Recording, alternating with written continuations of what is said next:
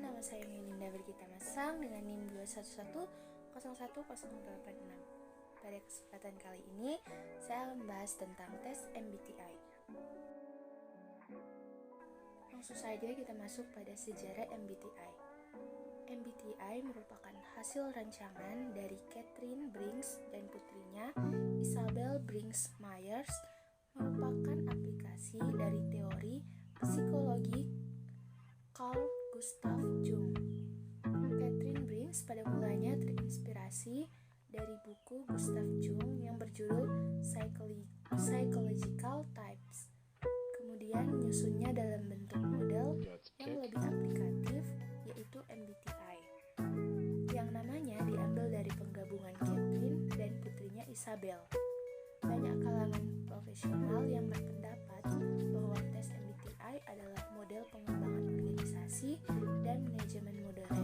Inilah tes berbasis logika dan empiris sejalan dengan perkembangan organisasi dan manajemen modern. Bahkan Robert Benpari dalam bukunya Understanding Your Management Style Beyond the MBTI menggambarkan bagaimana sebuah skenario manajemen di perusahaan besar sukses dengan menerapkan MBTI dalam pola hubungan dan komunikasi dengan para karyawan dan analisa kritis. Ia menyimpulkan bahwa seorang pemimpin perusahaan yang ingin sukses perlu memahami gaya manajemen dirinya dan para bawahan dan konsumennya. Selanjutnya kita masuk pada dasar teori tes MBTI. MBTI didasarkan pada teori yang dikemukakan oleh Carl Jung dalam bukunya yang berjudul Psychological Types. Dalam teorinya, Jung membagi fungsi psikologis manusia berdasarkan 4 kategori, yaitu extroversion, introversion, sensing, dan intuition. Yang pertama, ada extraversion versus introversion. Individu yang memiliki sifat ekstrovert yang dominan akan cenderung lebih fokus pada dunia luar daripada apa yang ada dalam pikirannya.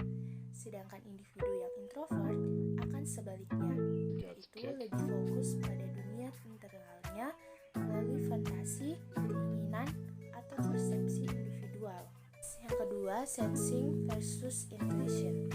Melihat dari respon individu saat menerima informasi, apakah ia akan menerima informasi tersebut dengan bulat-bulat, maka ia tergolong individu yang sensing, atau mencoba untuk menambahkan bumbu-bumbu ide lain ke dalam informasi tersebut. Jika individu tersebut merupakan orang yang intuitif. Yang ketiga, ada feeling versus thinking. Pada saat individu melakukan penentuan keputusan, seseorang yang menentukan keputusan secara subjektif atau berdasarkan emosi dan perasaan merupakan tipe feeling. Sedangkan individu yang menggunakan landasan yang rasional merupakan tipe thinking. Yang terakhir ada judging versus perceiving. Digagas oleh Briggs dan Myers untuk mengidentifikasi kecenderungan rasional atau tidaknya penilaian individu ketika berinteraksi dengan lingkungan. Individu yang tergolong judging akan lebih terstruktur dan sistematis, sedangkan individu yang perceiving cenderung melakukan sesuatu secara spontan dan fleksibel.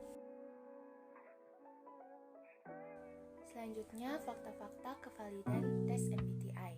Yang pertama, dilansir dari Life Science, terlepas dari popularitas tes ini, tidak sedikit psikolog yang mengkritiknya. Salah seorang psikolog mengatakan tes kepribadian MBTI tidak ilmiah, tidak berarti atau palsu.